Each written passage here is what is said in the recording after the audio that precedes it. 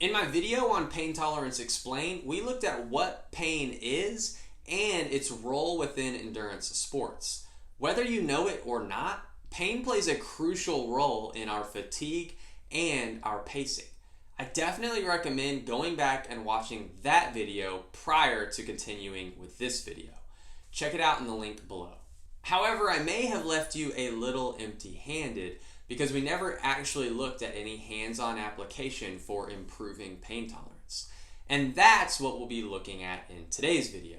Some simple practices that every athlete can implement to improve their relationship to suffering. As athletes, our relationship to pain and suffering matters. Our dude Matt Fitzgerald writes, there are also two distinct and complementary ways to combat or master the experience of fatigue. They are as follows. Number one, increase your tolerance for the pain and suffering of fatigue. And number two, reduce the amount of fatigue-related suffering you experience at maximum running effort. This goes back to my video on perceived exertion, which is linked below, where we learned that the athlete is constantly pushing against two walls. One of these is your physical capacity or your fitness, and the other of these is your mental capacity, aka your pain tolerance. We spend a ton of time focusing on increasing our fitness, but in this video, I want to look at some ways that we can use to improve our pain tolerance. When it comes to psychology of pain, there are two contrasting approaches: suppression and acceptance. Rather than define these two groups, let's look at how each group was told to respond to pain in this study on pain tolerance. The suppression group was told to fully control and resist any feelings and behavioral responses they might have and not let any emotions show on their face. The acceptance group was told to fully experience and accept any feelings and responses they might have without trying to control, avoid, resist, or change them. According to their results, both suppression and acceptance decreased pain. So just having a mental strategy for coping with pain is a step in the right direction. This study on athletes and pain tolerance writes, cognitive methods can alter the perception of pain and help an individual cope with the associated discomfort, because there is a strong mental component in pain.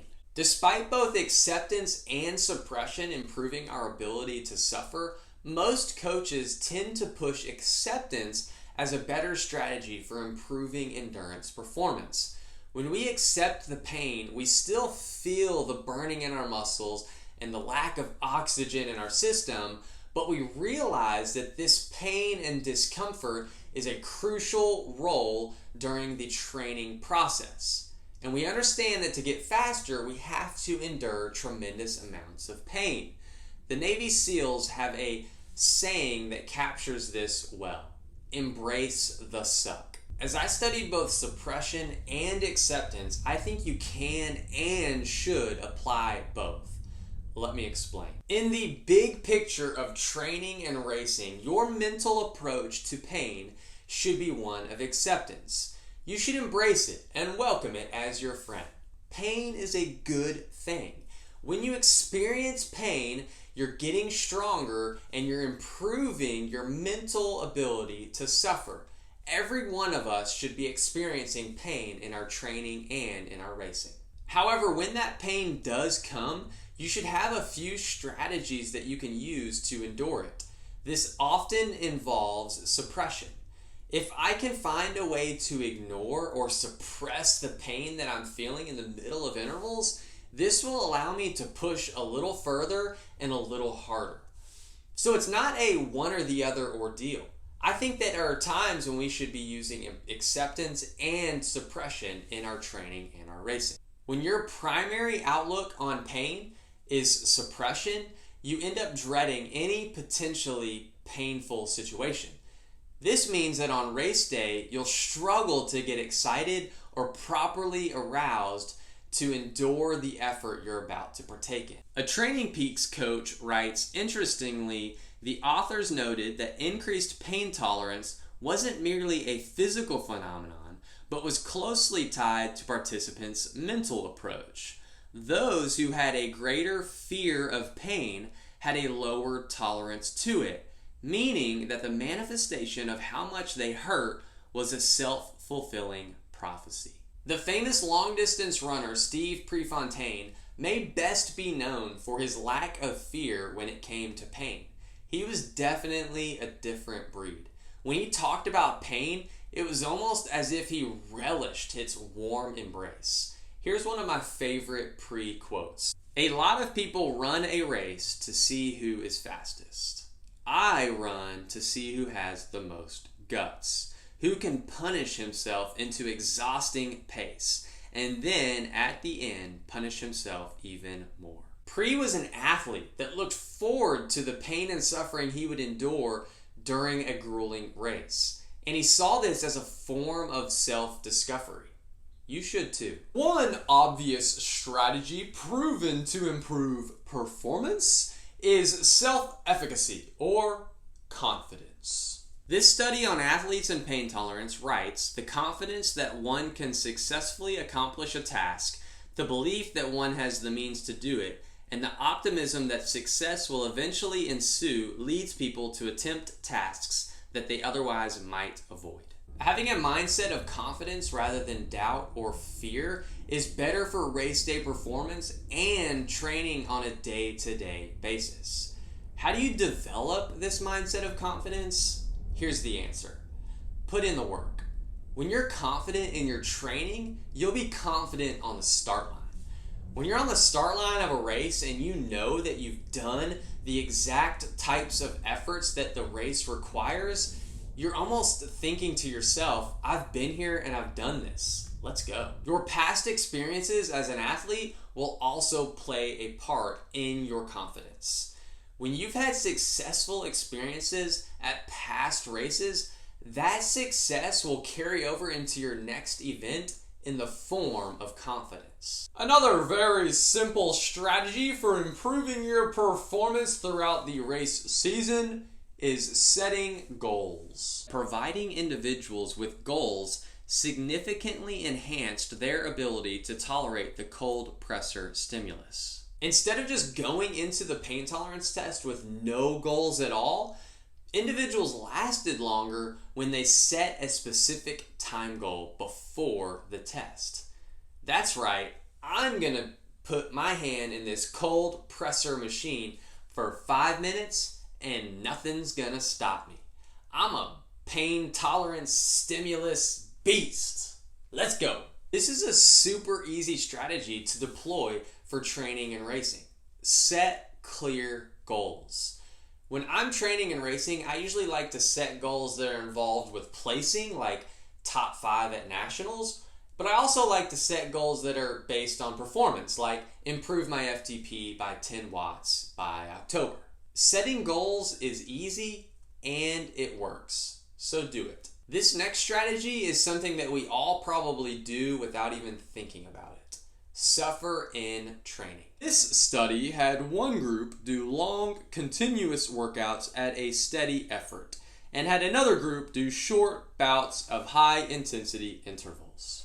Note, overall workload and fitness gain was the same in both groups. However, take a look at these pain tolerance and time to exhaustion results. The black dots represent the HIIT group and the white dots represent the steady effort group.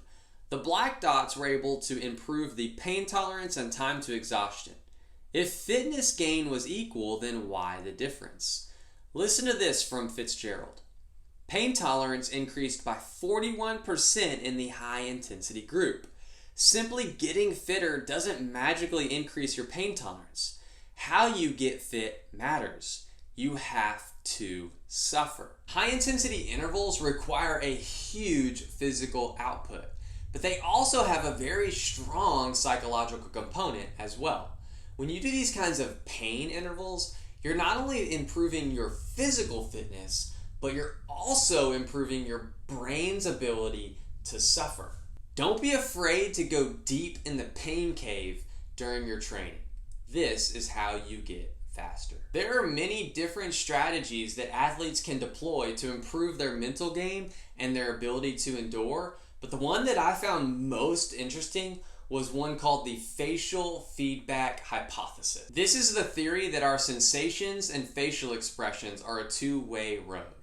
When we experience pain, we naturally twist and contort our face into what we've dubbed the pain face. We've all seen it, the full Schleck. But the facial feedback hypothesis says that if you can control your facial expressions, this will have an effect on your perceived effort. The facial feedback hypothesis says get rid of your pain face. When we show our pain face in the middle of intervals, what we're essentially saying is that this hurts and I can't do it any longer. But if we can somehow override this habit, we might be able to improve performance. And I'm not saying that you have to go all Joker on us and crack some creepy smile in the middle of your race, but maybe adopt a more serious facial expression that says, hey, I got this. I'm not about to die. In my own training lately, I've been focusing on a furrowed brow. To be quite honest, I don't even know what that means, but it does help me to get rid of my pain face and adopt a more serious expression. It's as if I hear this narrator in the back of my head saying, Dizzle Dillman, brow furrowed, will not relent to the pain. He continues to push. He continues to pedal. He continues to power. Nothing can stop him. Cheesy? Yeah, but I don't really care if it helps me to go a little bit harder. Now, I didn't say that these strategies were going to be easy. I said they were going to be simple. Getting rid of your pain face in the middle of an all-out effort is not easy, but it is a simple concept to apply. If you can adopt some of these simple strategies into your training and racing, you'll be able to tolerate pain when it comes knocking at your door. All right, that's all I've got for this video. If you liked it and want to see more videos similar to this one, be sure to subscribe and share it with some of your friends. Even leave a comment if you liked it. That feedback really does help me and encourage me to keep putting out videos like this. And if you're looking for a coach, be sure to check out the Ignition Coach Co website in the description below. We'll get you set up with a top-notch, science-based coach. That's all I've got, and until next time, y'all stay rad.